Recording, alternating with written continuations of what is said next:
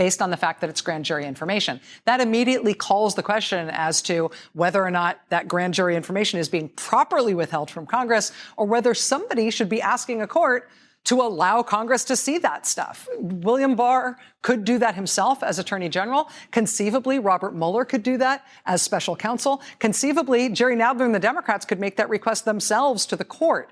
That seems like that's the next big thing to happen, and I just don't know when.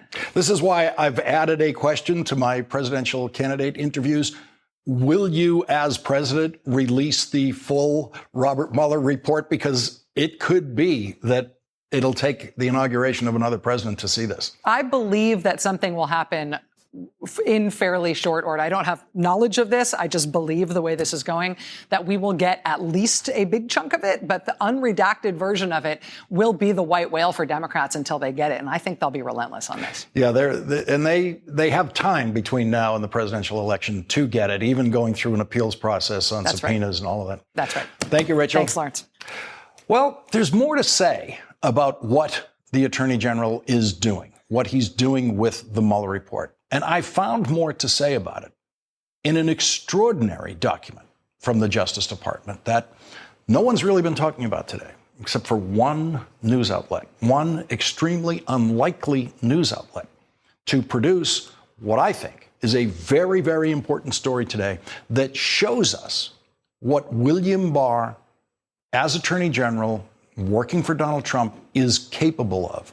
And it is a very, very bad story about what William Barr is willing to at least allow to happen in the Justice Department while he is running the department and approving what that department does. I'm going to save that for the end of this hour. It is the most unlikely place where we could find something that tells us just how far William Barr is willing to go for President Trump. We don't know if this tells us what he's going to do with the Mueller report, but it is an extraordinary story about how the Justice Department has threatened, of all things, the Oscars. The full weight of the Justice Department under William Barr is now threatening the Oscars with legal action if they change any of their rules for eligibility.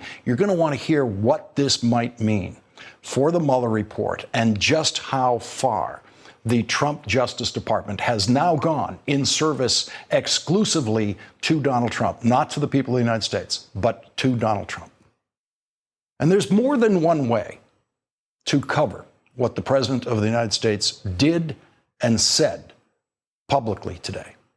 It's an extraordinary day, and it's a difficult day to find the right approach to what happened in the Trump presidency today. Our first approach to the Trump news today, even a few hours ago, was to do what we usually do, which is deal with the policy and political implications of a series of comments the president made today that no other president or politician would ever say or do, like threatening to close our southern border, something that the Republican leader of the Senate says would be catastrophic economically, something that would shut down the American automobile manufacturing industry, and yes, something that would mean the United States would run out of guacamole in 3 weeks, literally 3 weeks. That's the official calculation on what Mexico's avocado supply means to the United States. But things got stranger than usual with the president today. He said things for which there is no easy explanation. He said his father wasn't born in the United States. His father was born in New York. Usually with a Trump lie, you can easily figure out what he's trying to accomplish with the lie, but not today. The president struggled to pronounce a very simple word, and he repeatedly could not do it. What does that mean? We have grown accustomed to the vagaries and strangeness of Donald Trump's public behavior, but this was a day where the strangeness dominated, both the strangeness of the policy positions and the strangeness of the president's public behavior and public words. And in his final comments, public comments of the day, he said this tonight at a Republican fundraiser in Washington. If you had a normal president, I don't want to say that negatively, I think I'm very normal, but if you had a normal, you know what I mean, In other words, if you had a stiff as president, which most of them are, I hate to say. How often do you hear a normal person say, I think I'm very normal? Have you ever heard a president of the United States feel compelled to publicly announce, I think I'm very normal? Does that mean he knows he's not normal? There are a bunch of important questions, urgent questions about the president today that political analysis cannot answer. Political expertise cannot answer some of these questions. And that's why, along with our political analysts tonight, we're going to be joined by a psychiatrist in our leadoff discussion of what the president did and said today. Donald Trump is a 72-year-old man whose father had Alzheimer's and died in New York 93 years after he was born in New York. And today, Donald Trump said this about his father, Fred Trump, whose picture the president keeps right behind his desk in the Oval Office. My father is German, right? Was German, and born in a very wonderful place in Germany, and so I have a great feeling for Germany. A wonderful place in Germany. What place? His father was born in New York, just like Donald Trump. Donald Trump's grandfather was born in Germany. What does it mean when you confuse where your father was born with where your grandfather was born? My father was born in Boston. My grandfather was born in Ireland, and I have never once confused that. But then I'm not 72 years old. I don't have Alzheimer's in my family history, and I'm not the president of the United States trying to convince NATO that I'm not just being mean when I ask NATO countries to spend more money on their military. That's what Donald Trump was actually talking about today when he said that his father was born in Germany. He repeatedly said that the United States spends much more on defense than we actually do. And that is the kind of Trump falsehood that we probably wouldn't even mention tonight. But in any other presidency, that would actually be the hot news of the day. The president doesn't even know how much money we spend on defense. That would be big news in any other presidency.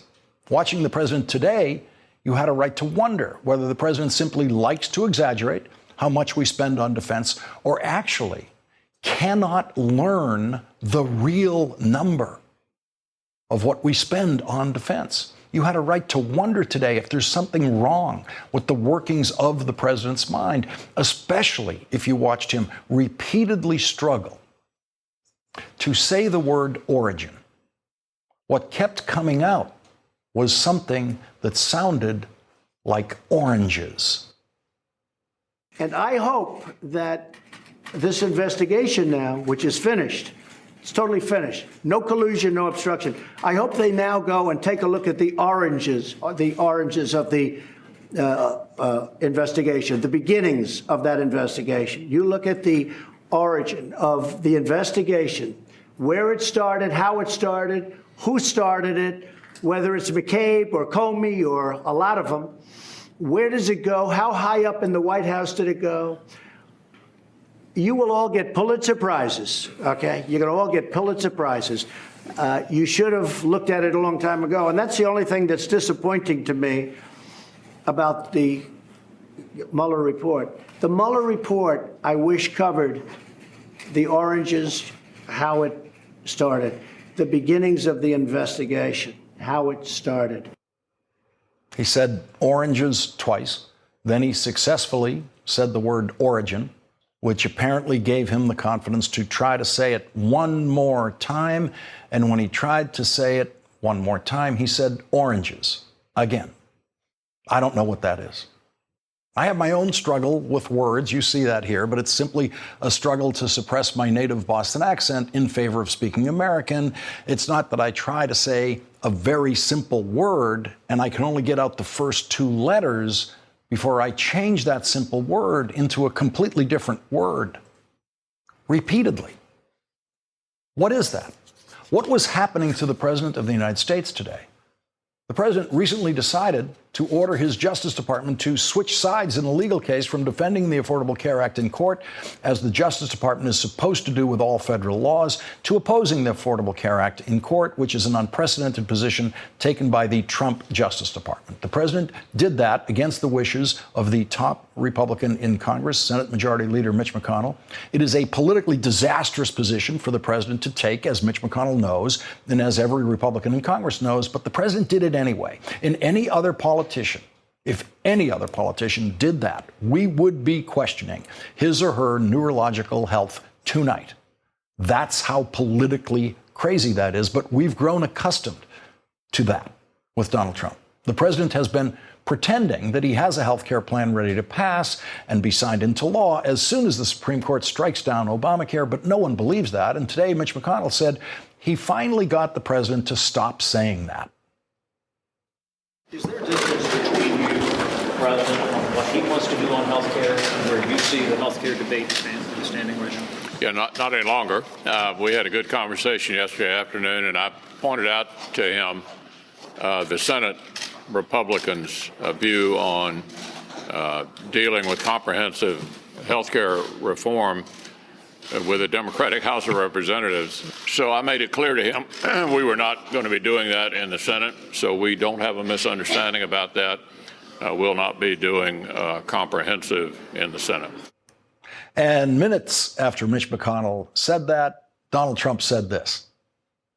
Did Mitch McConnell ask you to delay this? No, I wanted to delay it myself. I want to put it after the election because we don't have the House. So even though the health care is good, really good, it's much better than when the plan comes out, which we'll be showing you at the appropriate time. It's much better than Obamacare. So when the plan comes out, you'll see it. It's much better than Obamacare. It doesn't exist, but it's much better than Obamacare. Not a word of the Trump health care plan exists anywhere, not on a notepad, nowhere, but it's much better than Obamacare. What do you call that? There is a political discussion to be had about this, and there is a psychiatric discussion to be had about this. And that is why we are leading off our discussion tonight with Dr. Prudence Gorgashan, a psychiatrist and psychoanalyst and past president of the American Psychoanalytic Association. Also with us, Ron Klain, a former senior aide to President Obama and a former chief counsel to the Senate Judiciary Committee. He knows the workings of the White House and the Senate and knows the kind of dynamics that go on between Mitch McConnell and President Trump in a situation like this. And Adam Gentleson is with us. He's the former deputy chief of staff to former Senate Majority Leader Harry Reid. He knows the workings of Mitch McConnell's mind on these matters very well. He's joined us before on this subject. But Doctor, I want to start with you. This is one of those days, as every day is, but this is the day where it just became overwhelming, where in watching the president, it became imperative that we once again check in on a psychiatric view of what it is we're watching when we're watching Donald Trump in these situations. Well, I feel like you asked me here kind of on a house call tonight. It was a very strange day, even for Donald Trump. I think what he'll say tomorrow, I predict, is that he meant to say his grandfather was born in Germany. He was clearly struggling to kind of locate his thoughts and his memories. And he'll just segue out of that by saying he meant his grandfather. The word finding problem, I didn't hear him saying oranges. To me, he had the first two syllables of the word, and he couldn't remember the end of it. That's what it sounded like to me. And then he substituted beginning and the start of, and then he wanted to go back to it. So, yeah, I can't do a neurologic exam just watching the tape today. If he were a normal leader, to use his phrase, he would seek an evaluation. If he were CEO of a big company and he found himself forgetting words or making mistakes like grandfather and father, conflating them, he'd seek a neuropsychiatric evaluation, and willingly, eagerly, to see if he was having cognitive difficulties. but I don't think he'll do that. And Doctor, when you see him tonight standing up there in front of an audience after a day like today or any day, saying things like, I'm perfectly normal. I think I'm perfectly normal. In your experience, and I'm not saying it, I don't mean Donald Trump particularly, since you have no experience with him, but in your clinical experience in dealing with people and the way they talk about themselves, does that kind of comment about oneself tell us anything about that person? Well, we have a concept called the unprovoked denial. So, if you say, I am not a liar, and nobody asked you if you were, you wonder why the person is bringing it up. So it comes under the heading of unprovoked denial, and it's kind of like, okay, well, I didn't ask you if you were normal, so why is it on your mind? He clearly sounded very, very stressed and anxious today, and if anybody with is going to have more. With the slightest bit of difficulty cognitively, just in general, if they're under a lot of stress, it's going to show itself. If there's a tiny bit, a mild cognitive difficulty, you're going to see a lot more of it in a stressful situation.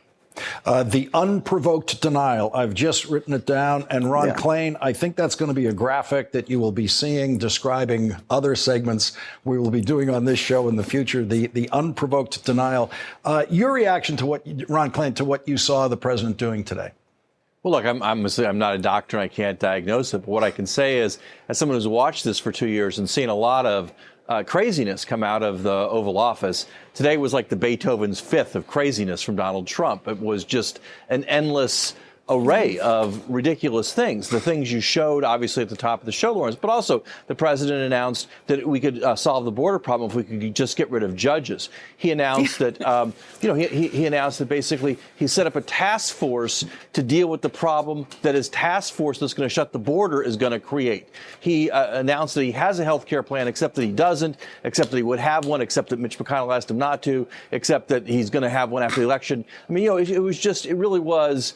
In an administration where every single day looks like this is really one of the most notable days of exceptional nuttiness coming from the White House. Adam Jentleson, I think you and I and Ron, certainly, we first look at all these things politically. We look at them in terms of a governing analysis and political analysis. But today was a day where I had to surrender the political analysis. That's why I wanted the doctor on. But to stick with the political analysis, the president turns the Justice Department around and says, I want you to attack the Affordable Care Act in court. Mitch McConnell thinks that's a disastrous thing for the president to do. And that is something that if any other White House was doing that, everyone in Washington would be using the word crazy about that White House. Yeah, that's right. You won't hear me say this very often, but I agree with Mitch McConnell. It's an insane thing to do. Yes. The president was having a decent run of positive news, and then by ordering the Justice Department to do this, he put the news squarely in Democrats' turf. I mean, healthcare is the single most motivating issue to Democrats. It's an issue we used very strongly to take back the House in 2018, and it's just inexplicable for the president to put it back in enemy territory like this. It just doesn't make any sense at all. And Doctor, I wanted to ask you one more thing about the president. And this is something that's Republican Senator Lamar Alexander said about the president, thinking he was intending to compliment him. He said, even people who don't like him, when they are with him, are impressed with how easily he works a room. I think he likes people. He lives in the moment. He's not thinking of the next day or even the next hour or the next person. He's that kind of personality. Doctor, what kind of personality is that? Well, I'm not sure I totally agree with that. I'd throw the situation back to the political side because, again, as I said earlier, he seems extremely stressed. None of us functions, whatever our functional level is, whatever our best functional level is, none of us is there all the time. So if you see somebody slipping from their usual level, that indicates they're under a lot of stress and tension. And I wonder if there's some political tension going on that makes him look particularly vulnerable and scattered today. does he live in the moment? I think he's constantly strategizing to figure out how to make himself look good. And so I don't know if I'd agree with Senator Alexander.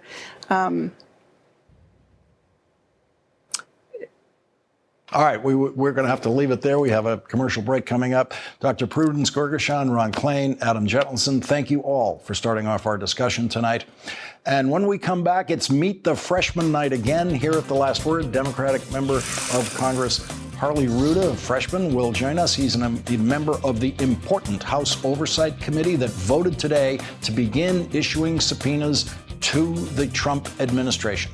And at the end of the hour tonight, Attorney General Barr has revealed the way he is running the Justice Department today in a way that he was hoping we would never find out. It's a letter from the Justice Department that the Attorney General doesn't want you to see and is refusing to make public tonight after we requested it today. That's at the end of this hour. Hi, it's Katie Tur. Want to keep up with MSNBC while you're on the go? Subscribe to the MSNBC Daily Newsletter. You'll get the best of what you've missed during this unprecedented era of news. Text MSNBC to 66866 to subscribe. Today, the House Oversight Committee voted along party lines to subpoena former White House Personnel Security Director Carl Klein to testify before the Oversight Committee about security clearances issued to the president's daughter and son-in-law and others. That vote comes just one day after whistleblower Tricia Newbold accused the administration of serially abusing the security clearance process. Oversight Committee Chairman Elijah Cummings has been requesting information about the security clearance process since January and cited the White House's refusal to comply with his requests as justification for today's vote on subpoenas. To this day, they have not produced a single piece of paper or a single requested witness to this committee. The White House needs to understand that they cannot stonewall and stall this committee for months and then just offer us a general information about their policies. Not when there's such serious allegations of a risk to national security. At today's committee meeting, Congresswoman Alexandria Ocasio-Cortez commented on the Trump administration's loose policies with security clearances and loose practices involving national security communication. Folks are suggesting that we are conducting foreign relations with folks with security clearances via WhatsApp. I mean, every day that we go on without getting to the bottom of this matter is a day that we are putting hundreds, if not potentially thousands of Americans at risk. I mean, really, what is next? Putting nuclear codes in Instagram DMs? Joining our discussion now, Representative Harley Rouda, a Democratic freshman member of the Oversight Committee who voted to authorize those subpoenas today. He represents California's 48th District. And Congressman, what is the case you will explain to your constituents about why you are sending these subpoenas to the White House? Well, it's good governance to start with and our obligations under Article 1 of the Constitution. We have clear evidence here that through the process of issuing national security clearances, that the president either directly or indirectly overrode 25 decisions not to offer clearances to certain individuals. That puts our country at risk when we have classified information being made available to individuals that we have clear concerns about. It's great that we had this whistleblower step up and take exception to that and hopefully help save some important aspects of our democracy. And Congressman, when you're here on a night where the president did talk about health care today and something of a change in tactic, saying that, well, they won't even attempt to legislate anything in health care until you and your fellow Democrats are defeated in the House of Representatives and the Republicans win back the House. The health care issue is, according to the exit polls, the number one issue that elected so many new freshman Democrats to the House of Representatives. What's your reaction to the president's attempt now to destroy the Affordable Care Act in court and promise at some point in the future the Republicans who've always failed to do this will once again attempt to replace the Affordable Care Act? Yeah, let's think about this. For 6 years under Obama's administration, they tried to repeal the ACA. And for the last 2 years, the first 2 years of Trump's term, when they controlled the House, they controlled the Senate, they controlled the White House, they failed repeatedly to come up with a plan that even their own party would support. To suggest now to take shots at the ACA through a court case and put millions of Americans, including over 300,000 citizens in my district, without health care coverage because of pre-existing conditions, shows how far removed this president and the administration is with mainstream America's desire to have quality, affordable health care. And Congressman, do your constituents understand at this point that what the president's going after is to knock out the entire Affordable Care Act in court? And that would mean 23-year-olds who are on their parents' insurance policies that would no longer be available to them, that it's not just pre-existing conditions, it's the entirety of it. Absolutely. It's the entire ACA. So it would take us back. Even the insurance companies don't want to see this happen. No one wants to see this happen. The Republican faithful don't want to see this happen because they know the impact to Americans in every single district across the United States and how it would upend the economic system is it's difficult to fully calculate it. So why the president has decided to fall on the sword again to take on ACA is anybody's best guess. Maybe it's just because it's associated with Obama and he feels a need to attack it. But we'd have to ask him as to why his reasons are for continuing to go after a program that most Americans want to see continued. Freshman Democratic Congressman Harley Rouda, thank you very much for joining us tonight. Really appreciate it. Thanks, Lawrence. And when we come back, an extraordinary report today. A Chinese citizen was arrested after gaining access to Mar-a-Lago this weekend, where she was found to be carrying malicious software. She was reportedly trying to attend an event that she said was hosted by Cindy Yang at Mar-a-Lago. That's the former owner of a massage spa where Robert Kraft is accused of participating in things he shouldn't have participated in. Robert Kraft, friend of President Trump. All of that is next.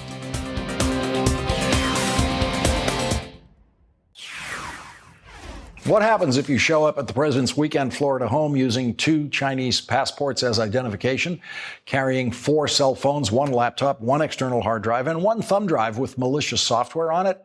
The answer is you get in. And then, after a while, on second thought, the Secret Service arrests you. The criminal complaint against the 32-year-old Chinese woman who was arrested on Saturday at Mar-a-Lago says, due to a potential language barrier issue, Mar-a-Lago believed her to be a relative of member Zhang and allowed her access to the property. The Miami Herald was the first to report how the Chinese national gained access to Mar-a-Lago. One of the reporters for the Miami Herald who broke this story, Caitlin Ostroff, will join us next, along with national security expert Jeremy Bash. We're lucky to be joined by one of the reporters on the breaking news story of the night. We're joined by Miami Herald reporter Caitlin Ostroff, joining us from the Miami Herald newsroom. She broke the story on the arrest at Mar-a-Lago on Saturday. Also joining the discussion, Jeremy Bash, former chief of staff at the CIA and the Defense Department. He's an MSNBC national security analyst and can give us an assessment of the risks, national security risks of the operations of Mar-a-Lago. Caitlin Ostroff, this arrest is truly extraordinary and seems to bring together every strange character recently in the headlines in southern Florida. Tell us what happened on Saturday. Yeah, so the woman, Miss Zhang, showed up for an event at Mar-a-Lago that was a United Nations friendship event. No such event was actually going on, but Mar-a-Lago staff thought that she was with someone who was a member of the club, and so they let her in after realizing that she wasn't, in fact, with someone or a member of the club. The Secret Service took her for questioning, at which point she became aggressive, and she said that she had been invited by a man named Charles. We had done reporting last week that showed that, there was a man named Charles Lee who was with a similar association called the United Nations Chinese Friendship Association that took down its website once we started asking questions, that promoted events to Mar-a-Lago from Cindy Yang. So he would bundle her events and promote it to Chinese nationals as a way to get access to Mar-a-Lago and to get FaceTime with the president. And when you look at the court documents and what the woman was saying she was there to do, which was to talk about economic relations between the U.S. and China, that goes hand in hand with some of the events that were being promoted on Ms. Yang's website and on Charles's website about, why one might be at Mar-a-Lago on that day. And Jeremy Bash, there's a picture of Cindy Yang, of course. She famously has already emerged as someone who was, in effect, selling access to the president and his family at Mar-a-Lago. A lot of selfies and other pictures like that she has of herself with the president. She also happens to be the owner-operator of one of Robert Kraft's favorite places to go in southern Florida for a massage, something that's now put him in the spot of being a criminal defendant. And Jeremy, with your experience, this seems to be a story that shows clearly what the risks are in national security terms in the way Mar-a-Lago is operated. Yeah, I think this is a scandal in three dimensions. First, the president wants to try to close the land border with Mexico, yet he cannot even close Mar-a-Lago to Chinese nationals walking around with malicious code. Second, we know that the People's Republic of China has been engaged in human espionage operations in which they want to implant malicious code, basically software that could hack or penetrate the networks or devices of government officials in the United States. What better place to do it than Mar-a-Lago, where you can apparently roam around freely and potentially implant that malicious code either by inserting the thumb drive in a device or maybe even putting it out over the Wi-Fi or local area network there. But third, I think it shows you something deeper about Mar-a-Lago. The president really should have that place closed down when he's there, yet he keeps it open. Why? Because he makes money from people buying memberships, which is really a way to buy access to him and have, I guess, the bragging rights to being close to the president. So the president is, in essence, sacrificing his own security and national security so he can make a buck. And Caitlin, your reporting says the arrest occurred at 12:30 p.m. on Saturday afternoon. Why did we just find out about it this afternoon? I mean, so we weren't the ones who broke the news of the initial court filings, and local TV station did, but it also takes a day or two for those documents to usually be filed within the court system. So if she appeared for her first court appearance on Monday, it's Tuesday, so, that's probably going to be the delay for docs to be accessible. And Jeremy, in your experience with any previous White House, an arrest like that in proximity to the president, that's something we would have heard about within, an hour or two? Yeah, it's a big deal. I think if there was a fence jumper, we would have heard about it imminently. This is much more serious than a fence jumper or someone who crashes through the front doors of the White House. This is a Chinese national who shouldn't have been there, who was there really because they claimed they were coming there because an event was being promoted by a massage parlor owner, alleged sex trafficker who's selling access to the president. And she has not one, but 4 cell phones on her and malicious code on a thumb drive. All alarm bells should have been ringing. We should have been notified about this as soon as it happened. But I do give credit to the Secret Service, Lawrence, because tonight their statement made clear that it's the president's decision who goes into Mar-a-Lago, not theirs. Jeremy Bash, thank you for your invaluable perspective on this. And Caitlin Ostroff, thank you very much for your important reporting and for taking the time to join us tonight. We really appreciate it. Thank you. And when we come back, Attorney General William Barr showed us something today about just how low he is apparently willing to go for Donald Trump. That's coming up next. What is Attorney General William Barr willing to do for President Trump? That is the question that Democrats in Congress and people throughout the country are asking themselves tonight, since Attorney General William Barr has refused to meet the House of Representatives' deadline for turning over the full Mueller report. The Attorney General has just ignored that deadline. The Attorney General says that he will give Congress a redacted Mueller report in a few weeks. Will the Attorney General's redactions protect the president?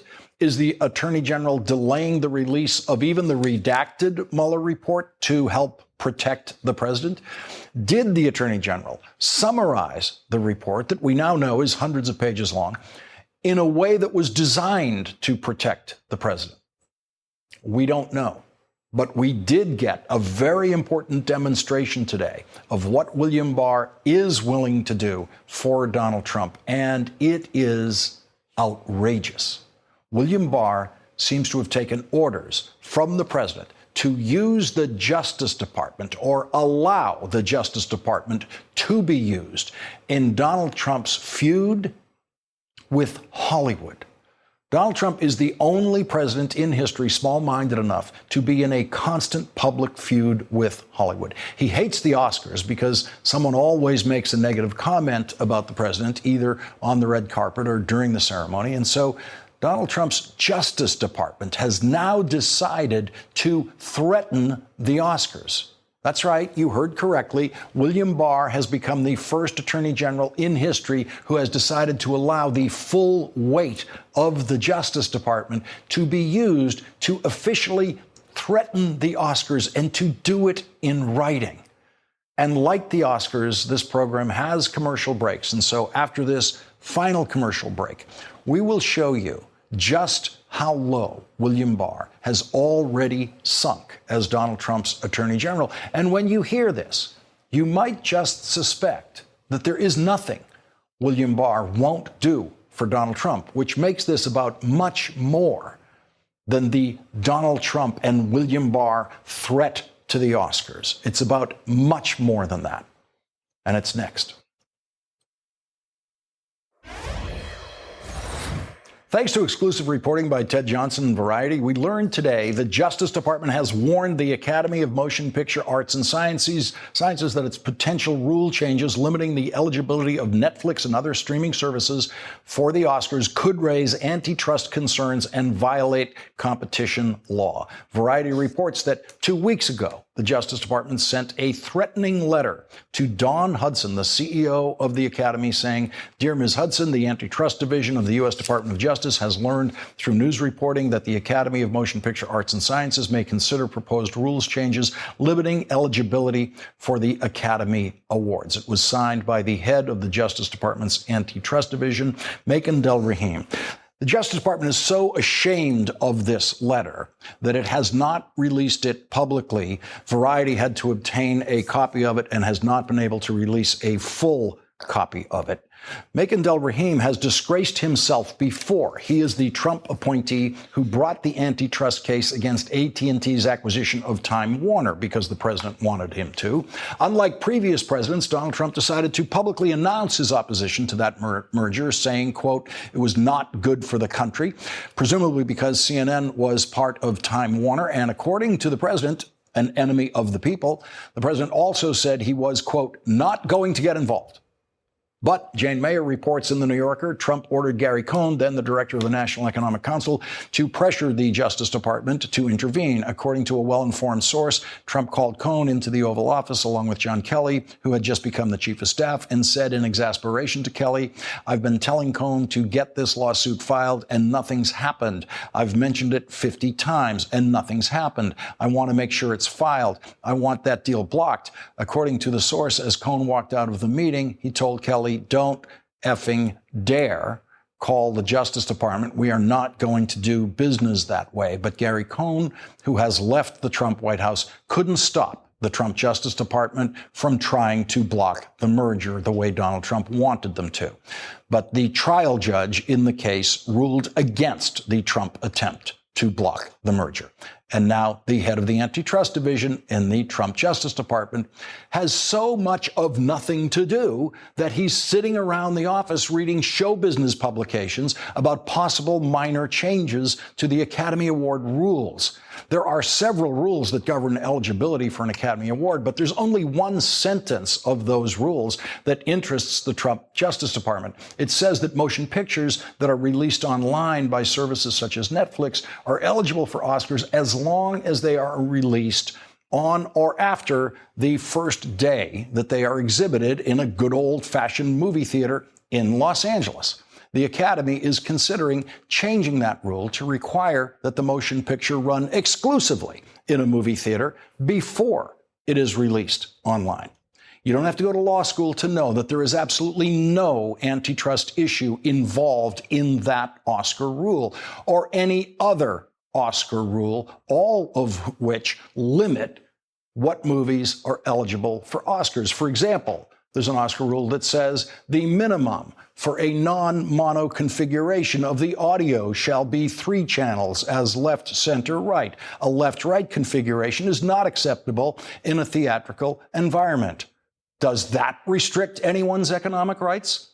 Yes, it does. Those people who don't have the right audio, cannot get their movies made eligible for an Oscar, which is no concern to the government of the United States or the Justice Department. But Donald Trump has poisoned the Justice Department. He has appointed a head of the Antitrust Division who will shame himself repeatedly by putting his name on anything that Donald Trump wants him to put his name on, including signing a threatening letter about the rules for the Oscars.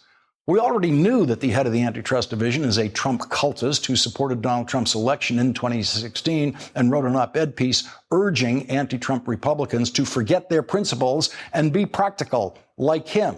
Makan Delharim said in the op-ed piece, Republicans should vote for Donald Trump because a presidential election is all about Supreme Court justices, and Makan Delharim is no doubt now waiting for his appointment to the Supreme Court of the United States after faithful service to Donald Trump. There is no surprise that he put his name on that letter filled with legal absurdities, but Attorney General William Barr had to approve the sending of that letter 2 weeks ago, and William Barr approved it. And that right there is big news. 1 month into his service to Donald Trump, Attorney General William Barr said, yeah, sure, send a threatening letter from the Justice Department to the Oscars about their rules of eligibility. Nothing else is ever going to come of this. There will be absolutely no follow-up to that phony letter. The Academy can change their rules any way they want, and they will never hear from the Justice Department legally again. The head of the Antitrust Division knows that, and he knows that his letter is an empty and ridiculous threat. Attorney General William Barr knows that. Is this a case of William Barr giving Donald Trump a crazy little thing that Donald Trump wants, while William Barr resists Donald Trump's much worse demands? Or does this Justice Department letter threatening the Oscars show us that there is absolutely nothing William Barr won't do for Donald Trump? There is no order too small or too petty, no order from Donald Trump that William Barr thinks is beneath him. Is that what this means? Donald Trump has always said he wanted Roy Cohn as his attorney general, and he couldn't have Roy Cohn